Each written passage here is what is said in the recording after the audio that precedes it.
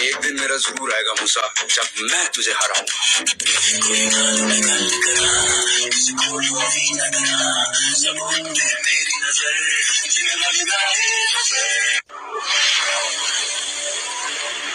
क्योंकि मैं अपनी औलाद को हमेशा आजादी दूंगा, बाबा की तरह सूरों की कैद नहीं। अपना एक बेटा दे जा और दूसरा बेटा ले जा। गौर से देखो इसे, ये कहां से मेरा भाई दिखा।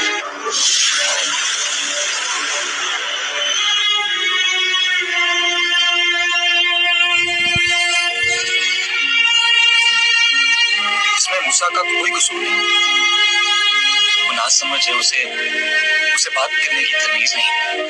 और हाँ, मुझे आपकी ये बेबाकी अच्छी लगी। जाओ सजन, तुझमें खुदा रखे मन।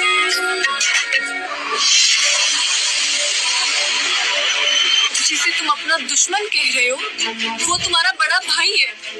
मगर आज जो तू बोला, मैं डर गई, सहम गई, मैं मर गई हूँ हमसा। कभी अपना चेहरा मुझे मत दिखाना। Get out. मेरी जिंदगी बर्बाद करके रख दी आपकी फजूल रिश्तों ने। अपनी नजर में शराफत यही है, प्यास बुझे मन की मोहब्बत यही है।